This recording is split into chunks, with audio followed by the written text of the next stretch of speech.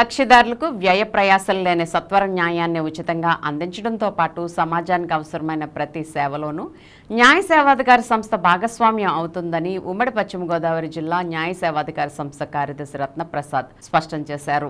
ఏలూరు జిల్లా దొండపాడులోని పరివర్తన విభిన్న ప్రతిభావంతుల పాఠశాల నందు మెడికల్ క్యాంప్ నిర్వహించి బాలబాలికలకు ఆరోగ్య పరీక్షలు నిర్వహించారు.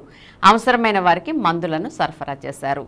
ఈ సందర్భంగా రత్నప్రసాద్ మాట్లాడుతూ విభిన్న ప్రతిభావంతులకు సంబంధించిన చట్టాలపై విద్యార్థులకు అవగాహన కలిగించామని చెప్పారు. అదేవిధంగా విద్యార్థులకు ఆరోగ్య సమస్యలను గుర్తించి వాటికి తక్షణ చికిత్స అందించడం అవసరమని అన్నారు. విద్యార్థులు తమకు ఏ విధమైన సమస్య ఉన్నా న్యాయ సేవాధికార సంస్థను సంప్రదించాలని ఆయన సూచించారు.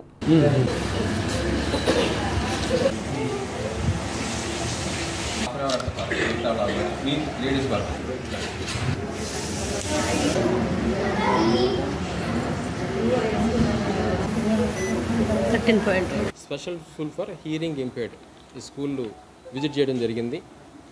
గౌరవ హైకోర్టు వారు అదేవిధంగా గౌరవ AP state legal service authority వారు ఆదేశాల మేరకు ఎక్కడైతే విభిన్న ప్రతిభావంతుల స్కూల్స్ నడుపుతున్నారో, ఎక్కడైతే హోమ్స్ ఉన్నాయో అవన్నీ కూడా విజిట్ చేసి వాళ్ళ యొక్క హెల్త్ ఇష్యూస్ కానీ ఏమైనా ఉంటే కనుక అదేవిధంగా వాటిని ఐడెంటిఫై చేసి సంబంధిత డాక్టర్స్ని తీసుకుని వెళ్ళి చెక్ చేసి వాళ్ళ కొరకు ఏమేమి ఐడెంటిఫై చేశారో, ఏమేమి వాళ్ళకి ఆరోగ్య రుగ్మతలు ఉన్నాయో అవి ఐడెంటిఫై చేసి వాళ్ళకి చికిత్స సంబంధించి అటెండ్ అవ్వమని చెప్పి ఆదేశాలు తీసుకున్నాము.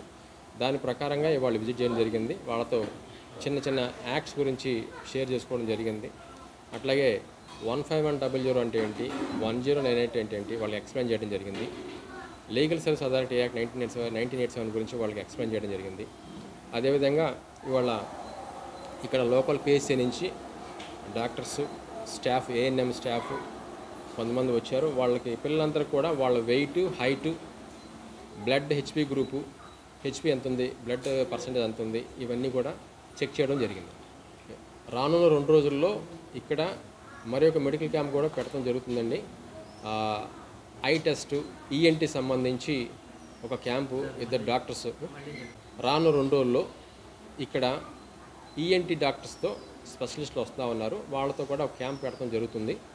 వాళ్ళు ఐ టెస్ట్ అదేవిధంగా హియర్ టెస్ట్ చేయడం జరుగుతుంది. Rights of persons with disabilities act 2016 గురించి కొన్ని సెక్షన్ల గురించి వివరించడం జరిగింది.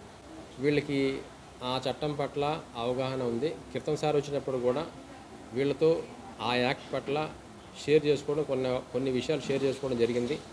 వీళ్ళకి ఆ చట్టం పట్ల అవగాహన ఉందని చెప్పి తెలియజేస్తాం.